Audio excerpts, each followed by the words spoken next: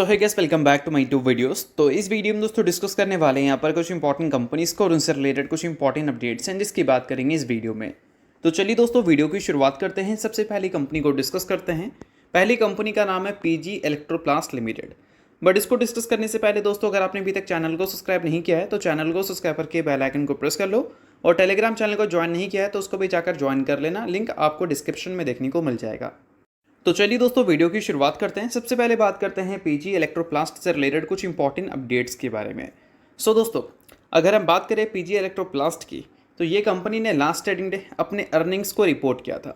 Earnings अगर देखोगे तो काफ़ी ज़बरदस्त थे, क्योंकि कंपनी का जो नेट प्रॉफिट आफ्टर टैक्स है वो हमें ईयर ऑन ईयर बेसिस पर डबल होता हुआ देखने को मिला था, और साथ में अगर कंपनी के रेवेन्यू ग्रोथ को भी देखोगे तो वो भी इंप्रेसिव था। तो प्रॉफिट का नंबर इस बार हमें 146 करोड़ का देखने को मिला था, और अगर हम बात करें रेवेन्यू के ग्रोथ की तो वहाँ पर भी हमें ग्रोथ का नंबर 77% के आसपास देखने को मिल रही थी। तो इतने कमाल के नंबर के बाद मार्केट ने भी काफ़ी अच्छा रिस्पेक्ट किया था इसको, और इस वजह से लास्ट ट्रेडिंग डे लगभग 10% के आसपास की तेज़ी भी आपको इस कंपनी में देखने को मिली थी। बट आज के दिन आपने देखा होगा कि पीजी इलेक्ट्रोप्लास्ट में अच्छी खासी गिरावट हुई है। अब इस गिरावट का पॉसिबल क्या रीज़न हो सकता है उसकी बात कर लेते हैं। तो देखो दोस्तों अगर हम बात करें आज के दिन के बाजार की तो निफ्टी को देखो, आज के दिन निफ्टी करीब 1.1% आपको गिरती हुई दिखी है। अब मेनली निफ्टी के जो बड़ी बड़ी कंपनीज हैं उसी में आपको प्रॉफिट बुकिंग देखने को मिला है। बाकी अगर पूरे मार्केट की बात करें तो पूरा मार्केट आज के दिन 1% निफ्टी वाला गिरावट की तरह रिएक्ट करता हुआ देखने को नहीं मिला है। तो इससे हम ये कंसिडर कर सकते हैं कि लास्ट ट्रेडिंग डे जिसमें आपको अच्छी खासी तेज़ी देखने को मिली थी उसमें आज के दिन आपको एक प्रॉफिट की बुकिंग देखने को मिली है। निफ्टी आपको 3-4% तक भागता हुआ दिखा था, आज के दिन निफ्टी भी करेक्ट होता हुआ दिखा है। पीजी इलेक्ट्रोप्लास्ट की बात करें तो वो लास्ट ट्रेडिंग डे 10% तक की तेज़ी दिखाता हुआ दिखा था, तो आज के दिन उसमें भी प्रॉफिट बुकिंग देखने को मिल रही है। इन्फोसिस को आप देख सकते हैं उसमें भी प्रॉफिट बुकिंग है, और भी काफ़ी सारी कंपनी को देखना आप उसमें भी प्रॉफिट बुकिंग दिखेगी। और कुछ कंपनी ऐसी भी हैं जो कि लास्ट ट्रेडिंग डे आपको गिरावट दिखाती हुई नजर आ रही थी, बट आज के दिन के ट्रेडिंग सेशन में उसमें तेज़ी देखने को मिल रही है। तो देखा जाए तो पीजी इलेक्ट्रोप्लास्ट में गिरावट जो हुई है उस गिरावट के पीछे का कोई स्पेसिफिक न्यूज़ या रीज़न नहीं है। मार्केट में आज के दिन एक प्रॉफिट बुकिंग चला है, उसी का असर देखने को मिली है। अल्टीमेटली अगर कोई न्यूज़ होता तो उससे रिलेटेड कोई भी इंपॉर्टेंट आर्टिकल्स हमें देखने को मिल जाती, बट अभी तक तो है नहीं। अगर होता है तो हम आगे नेक्स्ट वीडियो में उसको डिस्कस कर लेंगे। सो अब दोस्तों वीडियो में आगे बढ़ने से पहले बात कर लेते हैं मेरे टेलीग्राम चैनल के बारे में, जिसको अगर आपने अभी तक ज्वाइन नहीं किया है तो उसका लिंक आपको डिस्क्रिप्शन में देखने को मिल जाएगा। लिंक के थ्रू जाकर चैनल को ज्वाइन कर लो।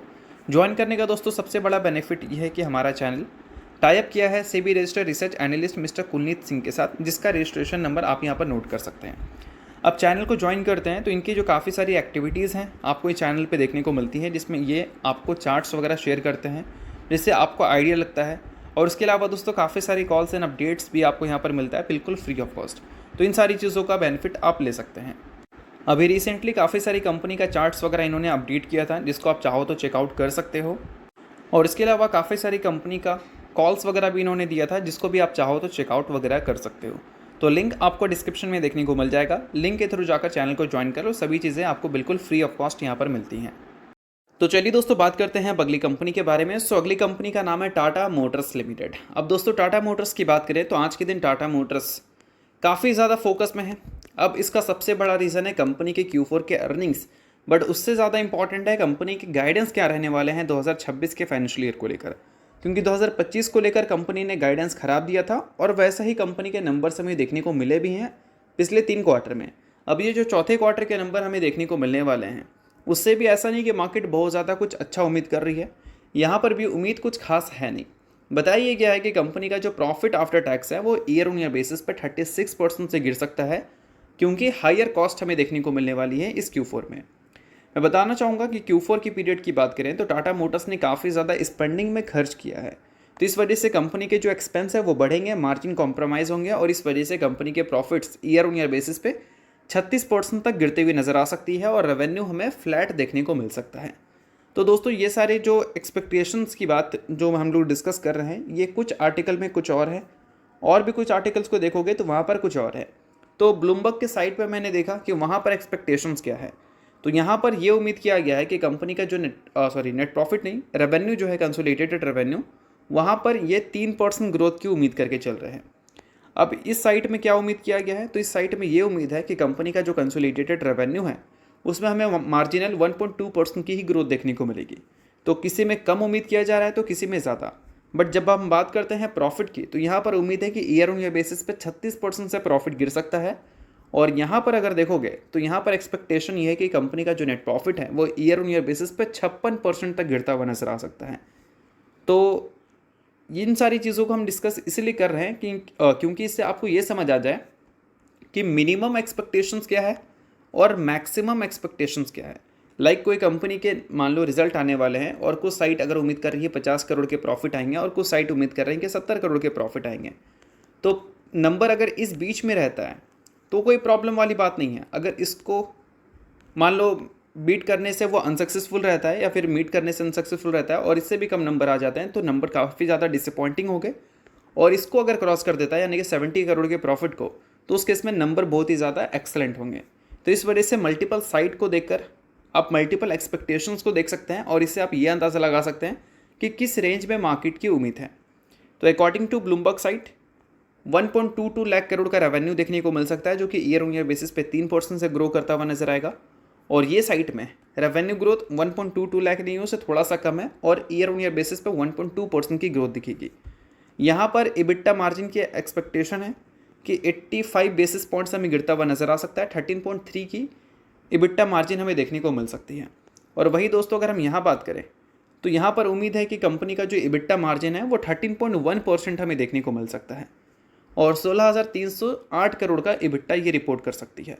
अब अगर आपको इसके रिजल्ट देखने हैं तो उसके लिए ज़्यादा कुछ नहीं करना है, आपको चैनल को सब्सक्राइब करके रखना है, बेल आइकन को प्रेस कर देना है और साथ में ऑल पे क्लिक कर देना है, क्योंकि रिजल्ट आएगा 5 मिनट्स में उसका वीडियो आपको मिल जाएगा, तो नोटिफिकेशंस आपको चला जाएगा अगर आप ऑल पे क्लिक कर देते हो तो इस वजह से सब्सक्राइब करके रहना, रिजल्ट जैसे ही आते हैं उसका वीडियो मैं आपको दे दूंगा। तो चलिए बात करते हैं अगली कंपनी के बारे में। नाम है दोस्तों happiest mind technology, sorry saddest mind technology. अब ऐसा मैं क्यों बोल रहा हूँ, क्योंकि इस कंपनी ने जो अपने Q4 के नंबर रिपोर्ट किए हैं वो बोल सकते हैं अकॉर्डिंग टू कंपनी बहुत ही अच्छे हैं और अकॉर्डिंग टू शेयर होल्डर बहुत ही वाहियात है। अब देखो बात करें अगर नंबर्स की, तो कंपनी के मैनेजमेंट ने तो भाई पहले ही बता दिया था कि हम Q4 में ज़बरदस्त नंबर रिपोर्ट करने वाले हैं। जैसा हम Q3 में दिखाए थे, जैसा हम Q2 में दिखाए थे, वैसा ही हम Q4 में भी रिपोर्ट करेंगे। और देखा जाए तो कंपनी ने रिपोर्ट किया भी। ये जो आपको देखने को मिल रही है कि कंपनी का profit after tax year on year basis पे 53% तक गिरता हुआ नजर आया, इसको आप इग्नोर करो। अगर आप इसको सीरियस ले रहे हैं तो आप बेवकूफ़ हैं, इसको सीरियस मत लो, मैनेजमेंट की बात को सीरियस लो। मैनेजमेंट ने बोला कि हम अच्छा नंबर रिपोर्ट करेंगे, तो चलो कुछ अच्छा कंपनी ने दिखाया है। रेवेन्यू ग्रोथ अगर देखोगे तो ईयर ऑन ईयर बेसिस पे 30% की देखने को मिली है। अगर इसको कंपैरिजन करें पिछले कुछ क्वार्टर्स की, लाइक पिछले क्वार्टर में क्या ग्रोथ था, तो पिछले क्वार्टर में ग्रोथ था लगभग 29.5%, उससे पिछले क्वार्टर में 28% और इससे पिछले क्वार्टर में 18%। तो देखो यहाँ 18, 28, 29, 30, तो लगातार कंपनी का ग्रोथ रेट ऊपर जा रहा है ना। तो अकॉर्डिंग टू मैनेजमेंट नंबर बहुत ज़्यादा अच्छे आ रहे हैं। प्रॉफिट्स हमें कोई लेना देना नहीं है, क्योंकि हम भूल चुके हैं कि हम लिस्टेड कंपनी हैं, प्रॉफिटेबल कंपनी है। हम भूल चुके हैं कि हम प्रॉफिटेबल नहीं, बोल सकते हैं स्टार्टअप बनने की कोशिश कर रहे हैं।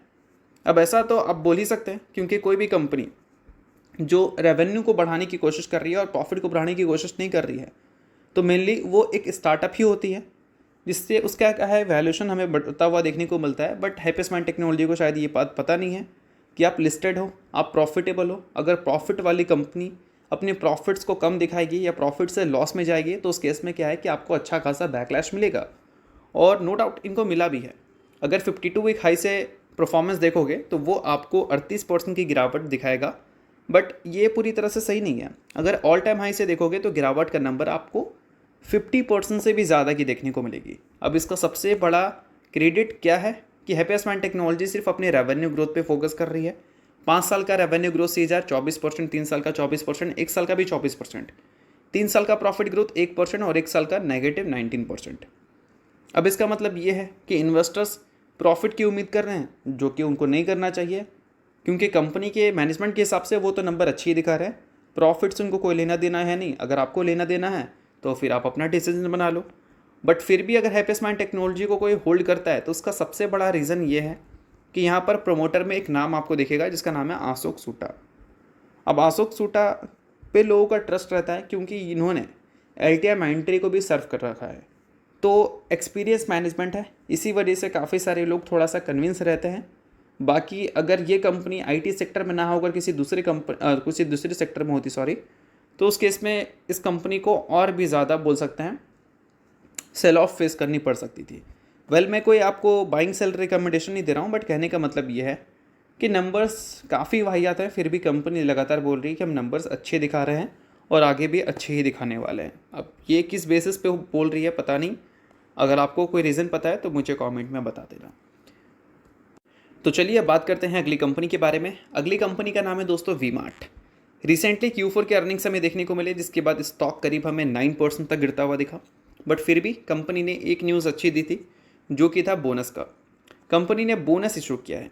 अब बोनस इशू की बात करें तो वो हमें 3:1 के रेशियो में देखने को मिली है, यानी कि हर एक शेयर के बदले कंपनी अपने शेयर होल्डर को 3 इक्विटी शेयर दे रही है बोनस के तौर पर। सो अगर आप इस कंपनी के शेयर होल्डर हैं तो बेशक ये न्यूज़ आपके लिए इंपॉर्टेंट है। शेयर होल्डर नहीं है इग्नोर कर सकते हैं, न्यूज़ थी इस वजह से मैंने बता दिया, बाकी किसी भी तरह का ये रिकमेंडेशन नहीं है। तो चलिए दोस्तों, ये वीडियो यहीं तक था। आप करता हूँ वीडियो आपको अच्छा लगा होगा, चलो लाइक कीजिए, पहली बार सब्सक्राइब कीजिए। वीडियो देखने के लिए बहुत बहुत शुक्रिया।